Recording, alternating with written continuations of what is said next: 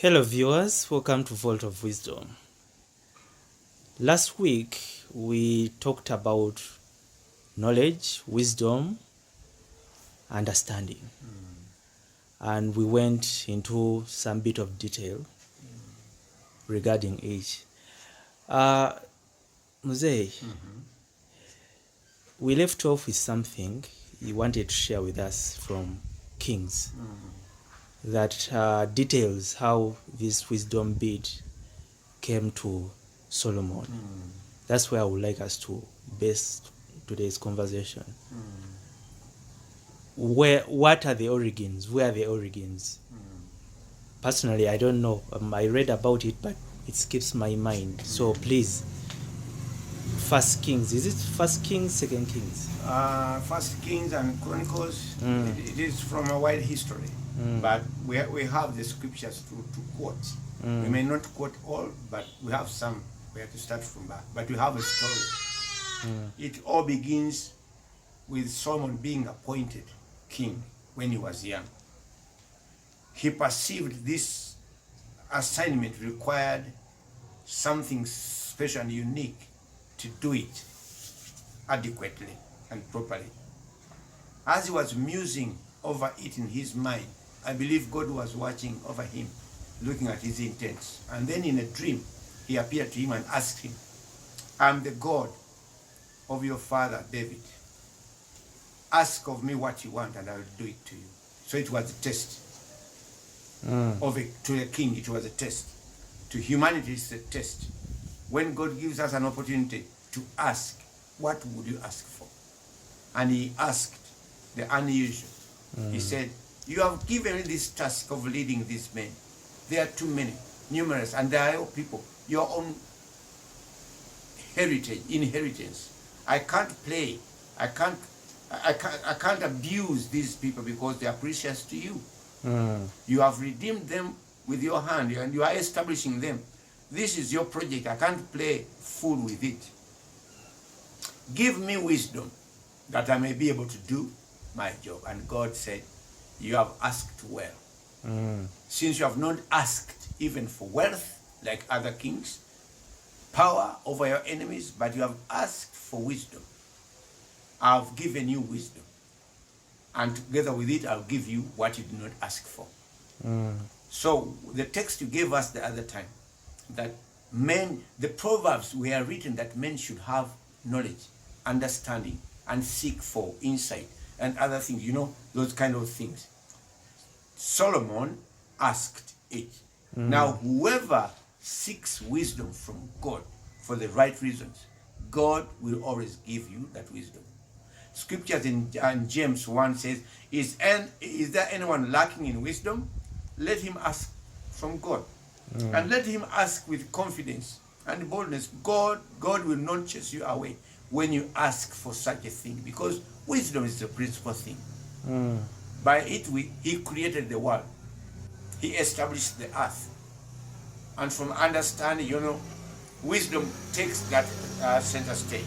So, in First Kings chapter 4, verse 29 to verse 34, we see how God infused this wisdom. It was not a pill.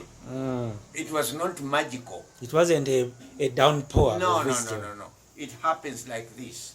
And God gave Solomon wisdom and understanding beyond measure, and largeness of mind like the sand of the seashore.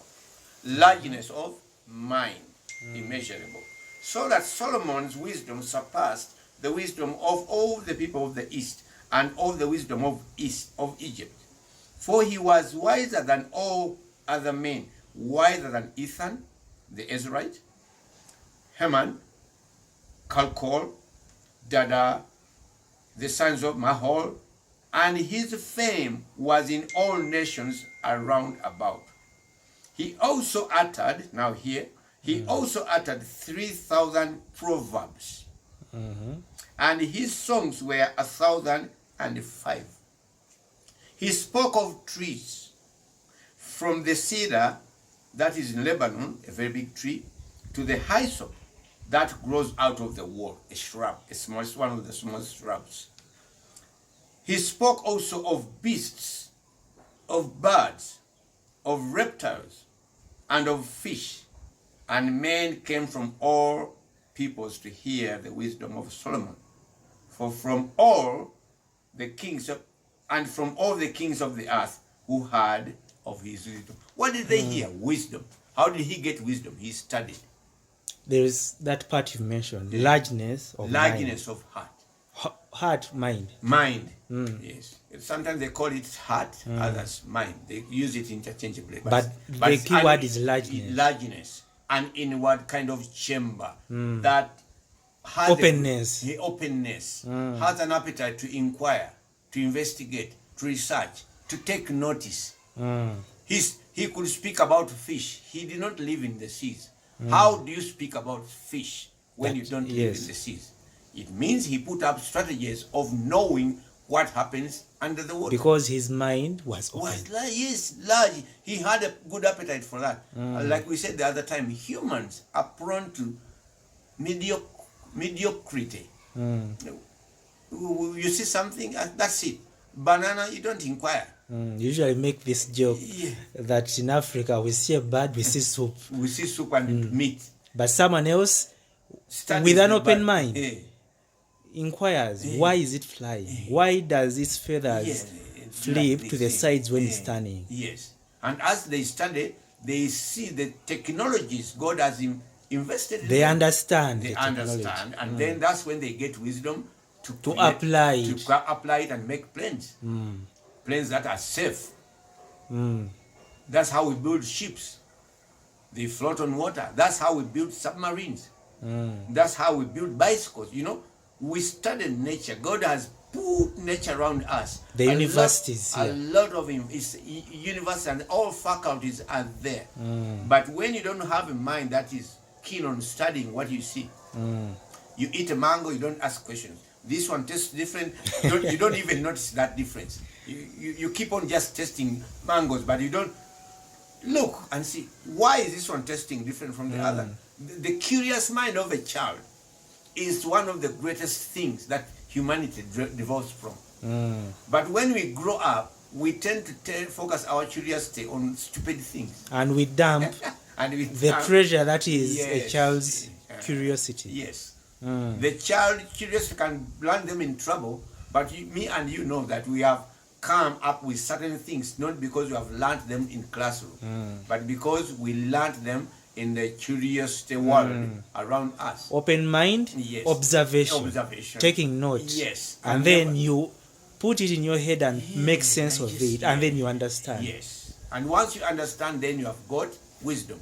You can apply yourself or apply the resources around you in a profitable way that blesses man and glorifies God. So, abantu tulagajjalira nnyo ensonga ezisookerwako amagezi teba mpiso nti bagikukuba bukubi. Kibeera omutima ogulina okwagala ebintu ebikwetoolodde n'obinoonyerezaako n'oggulawo omutima gwo. Bw'oguggulawo nga bw'oggulawo amadinisa ekitangala kiyingira. Bw'oggulirawo ebintu okulaba kiki ebigamba knowledge ebirimu ekola ki ejja. Bw'otandika okubyetegereza kekiva Abaganda okufumba emmere ne bafumba amatooke ne baganyiga ne bagasitiiminga. Ne baganyiga ate omulala ye n'atokosa amatokose ne gatawooma. Mwe muva okukalirira ennyama nti ennyama eno bw'ogifumba bufumbi eyina bwewunya naye ate bw'ogikalirira kate erina akawooka ereeta. Mwe muva okuyiiya oluwombo wala nti enva zezimu osobola okuzifumba mu ngeri nga 20. Kubanga otegedde. Owaayo obudde maama we yalinanga akakodi ako ye nga buli lwali ekintu ekiwooma eyo kitegeeza agenda kukola research. Kyawoomye kitya, gundi wakifumbye otya, naye omulala agenda ku bugenyi n'alya emmere n'emuwoomera emmere ya gundi yawoomye n'addeyo eka n'afumba ebi. You remember, she was a good cook. That's how she developed her cookery. She was a miserable cook by the time I married her. But by the time she passed on, she was acclaimed as the best cook. All my visitors. She never disappointed when it came to food. Never. And she could cook dishes, beans, beef, rice, and people would eat and enjoy beans more than beef. Because the way she cooked it, but I knew she invested research. She had an open mind, a largeness of an heart to know more about certain things. And that's the path of wisdom. So if kings get that kind of lightness of heart, when people rebel at a certain point and they object to certain principles, don't crush them. Study them. Why are they saying so? And you find out reason, and you'll be able to counter their things that destabilize them or disturb them, and give them the right answers out of wisdom instead of crushing them. When you crush a curious mind, you are actually aggravating the situation. You're distancing yourself from Yes. wisdom. Yes. I want us to close with this thing of Proverbs. You said he recited over 3,000 Proverbs. When you read the book of Proverbs, it shows that they came from a position of knowledge and Yes, understanding. and understanding. When he says that you want to know something about a lazy man and his garden, Yeah, go to the ants. yes, Or go to the lazy man and you find, when you look at his garden, then you know. you know So the that nature of his it heart. shows that this is someone who took time to walk through people's gardens and observed And he was a king. and understood that when a person is lazy, Yeah. their garden is Will bound to turn reflect. into a shrub. Yes. And he did this when he was a king. When he was a king, He, not before. no, Okay, that I'd never noticed.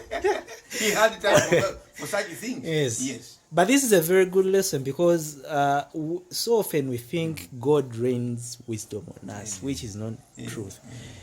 It comes from knowledge. And that knowledge only comes to you when you have an want open. it, yes. You've brought it up in a very good way. You open up the windows Yes. and let in the light. The light. Then that light illuminates your Everything in setting. your house, and then you find things. He wrote 1,005 songs. They came from knowledge I and have understanding. written only about 20 songs, but he wrote 1,000. Are those the same songs they write about in Songs of Songs? One of the songs is that Eh. the Song of Solomon. One of them is just Just one. a full book. Thank you so much. So it is knowledge, understanding And that wisdom. lead to wisdom. Yes. Thank you so much. You're welcome, sir.